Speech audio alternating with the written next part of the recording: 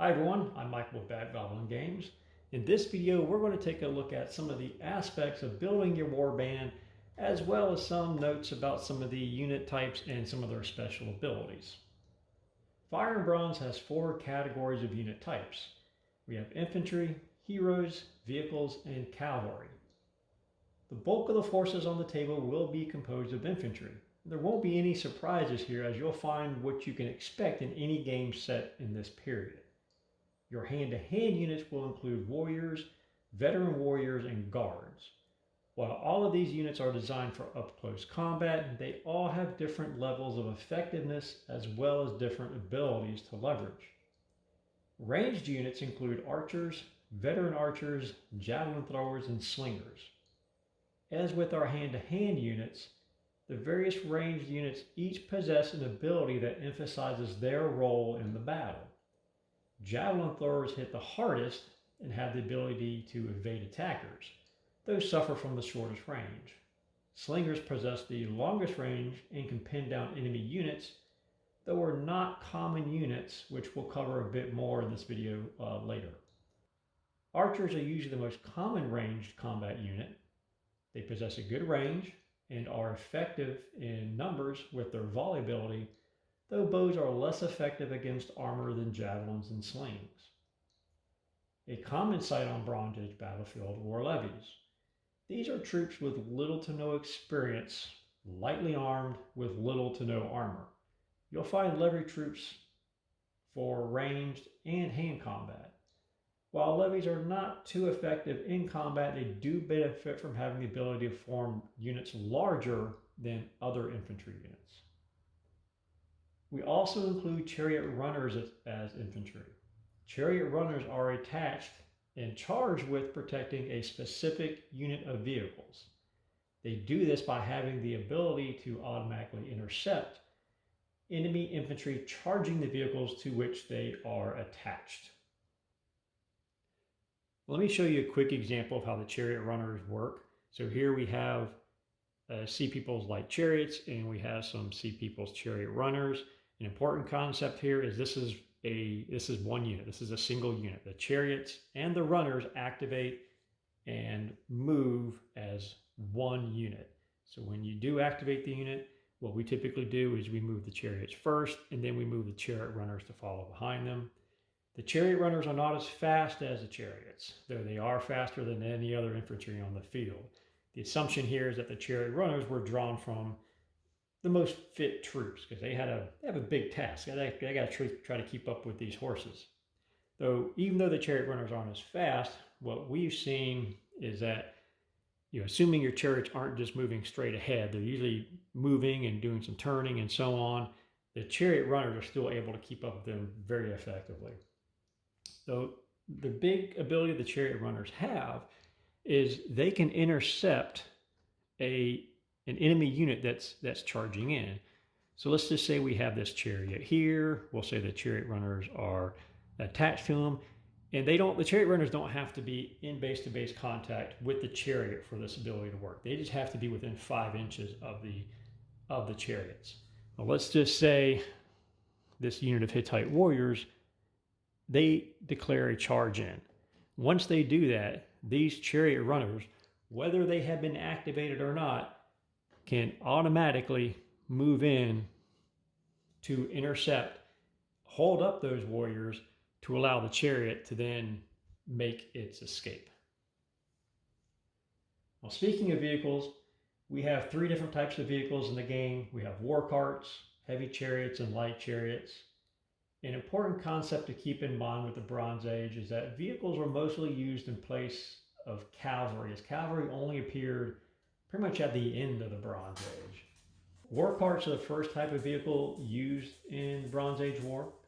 These were slow and cumbersome vehicles that gradually gave way to light chariots, which were lighter and more maneuverable than war carts. Historically, light chariots were used as mobile archery platforms, first with bows, though the use of javelins grew more frequent as the Bronze Age progressed, as javelins during this time were better at defeating armor. And so light chariots in Fire and Bronze are designed to emulate this feature. They are designed to strike the enemy with arrows and javelins while remaining at a safe distance. Light chariots do this through their Harrier ability. Now, let me just walk you through a quick example, just kind of a quick, simple example of that. I'm going to move these chariot runners out of the way, and I'm just going to use one chariot for our example just because it's easier.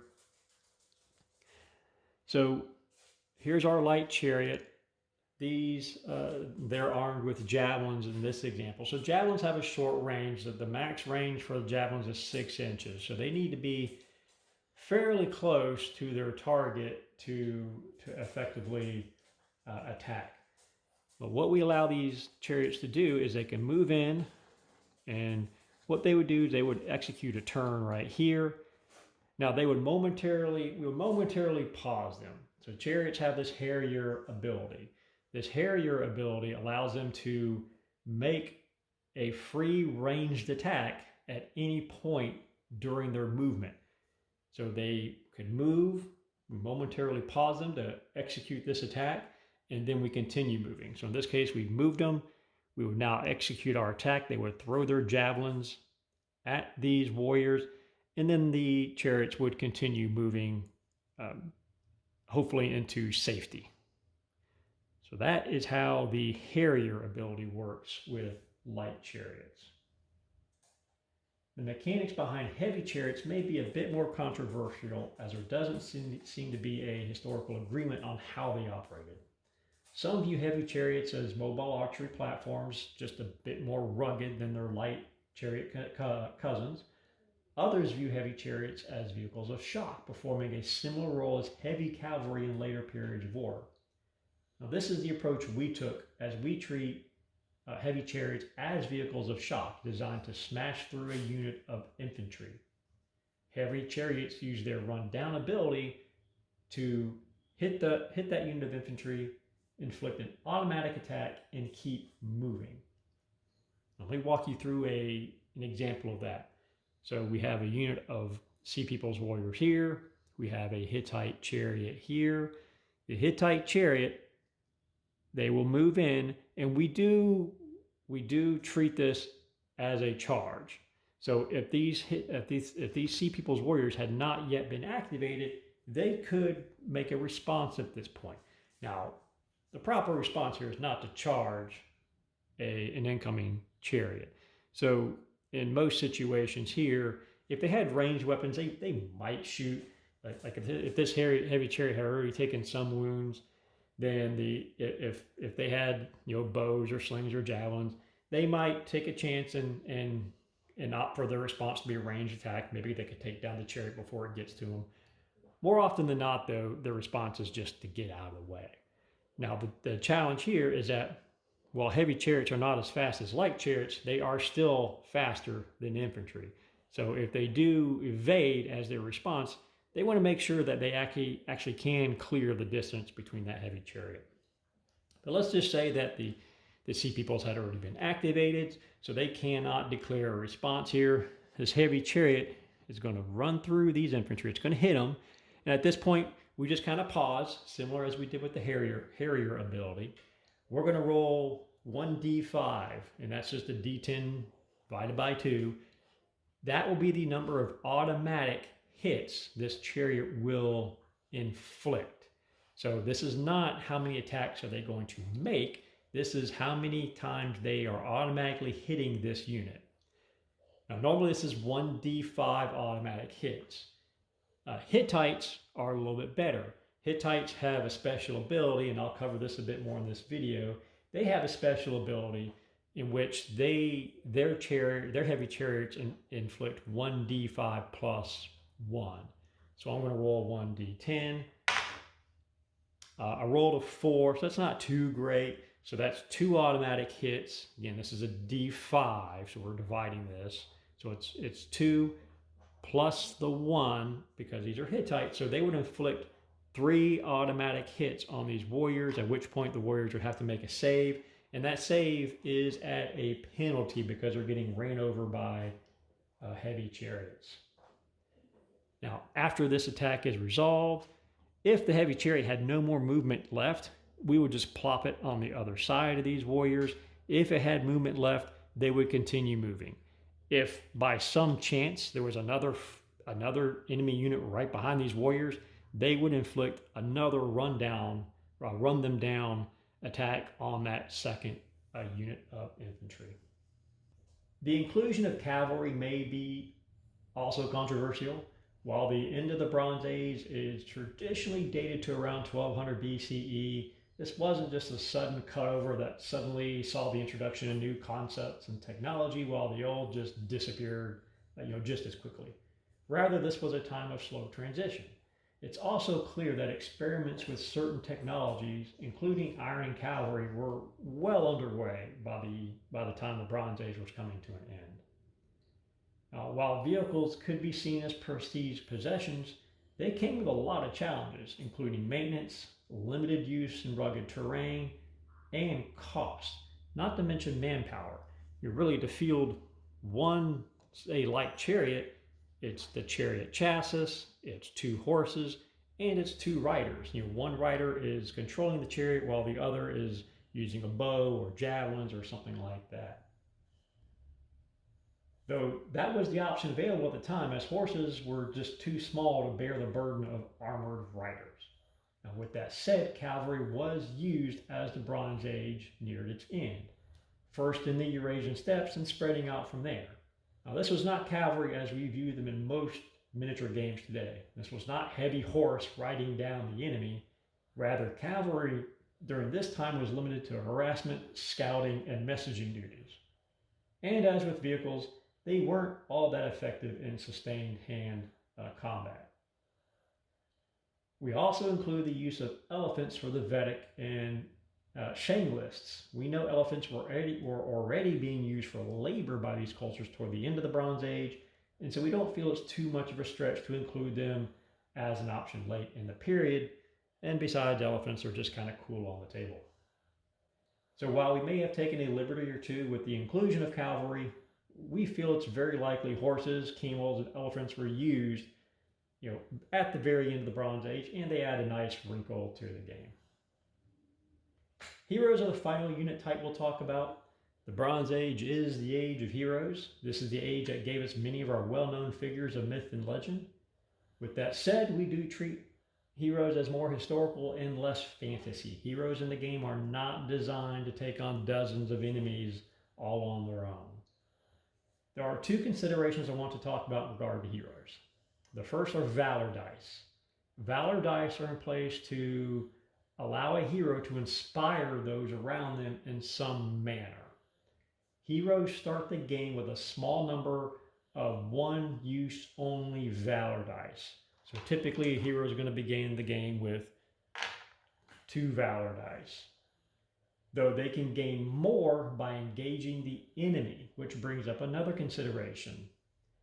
During early tests of the game, we found players treating heroes as you might with, say, a Napoleonic game or a game during the American Civil War, in which the hero spent, or maybe the leader is a more appropriate term for those games, where they spent basically the entire game simply running around in the back, basically buffing friendly units by giving them leadership bonuses and that kind of thing. That's not the goal of Fire and Bronze. Heroes of the Bronze Age should be actively engaging the enemy. To support this, every wound your hero causes in the game will earn them an additional valor die. So if our Hittite warrior, or sorry, our Hittite leader here, he has 2 valor dice. If he's engaged in combat, if he causes a wound, which means one of these warriors goes away, he gets another valor die for his effort. We also have mechanics in place to allow heroic challenges. The heroic challenge allows one hero to challenge another in single combat to the death. The hero that wins the challenge gains additional valor dice as well as a free divine gift. Heroes do have the option of turning down a challenge, though they then lose all other valor dice, because who wants to follow a hero that backed down from a challenge? Once the challenge is engaged, we have mechanics in place to not make the challenge a boring, simple trade-off of each player rolling dice. we don't, like, let's just, for example, let's just say these two heroes are engaged in a single combat. We don't want this hero just simply rolling dice. I'm attacking, I'm rolling 3 dice. Okay, I'm rolling my saves, and I'm going to roll my attack dice, I'm going to roll my saves, and just back and forth. That's just boring. Rather, we use a combination of heroic stunts and a momentum tracker to make the challenge more engaging and dynamic. So this is an example of a momentum tracker that we're working on. And what we would do here is we would determine, as the heroic challenge progressed, who won each round.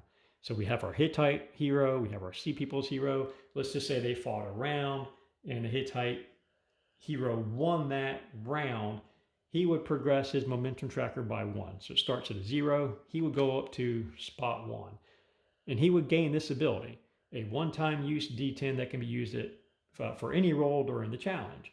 If he wins the second round, he would go up to spot 2, unlocking another special ability that would be available to him during the challenge.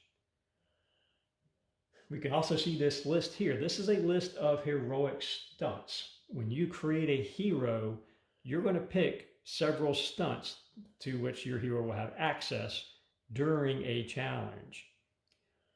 Each of these stunts is unlocked at a certain point in this momentum tracker. So if you have a stunt that is unlocked at spot 2, once you advance your momentum tracker to spot 2, you can unlock that stunt. Now let's talk a bit about building your warband. Here we can see an example warband list, specifically the Hyksos. As you can see, the various unit types are divided in the list as core, special, or allies, mercenaries, and vassals. Core troops are the most common and include basic warriors, archers, levies, and a bit more.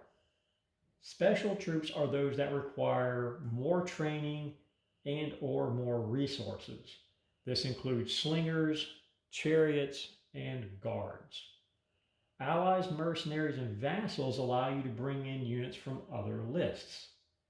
The basic rule when putting together your warband is that you can take one unit from the special or allies, mercenaries, and vassals for every core unit you take. This means that 50% of your warband will be drawn from core units. A couple of other items to point out with our example list. Every warband has a martial tradition attached to it, which gives the warband a unique bonus or ability. You also can see some dates here for which the warband is available, as well as traditional enemies of that warband. Don't treat the dates and enemies as a hardcore restriction. It's really just informational. So this means that even though the Hyksos are dated to around 1650 to 1550 BCE, this doesn't mean you can't put them up against a warband from 2500 or say 1200 BCE. Well, that's it for this video. Thank you for watching. Please let us know if you have any thoughts and check out other videos in this series. Thank you.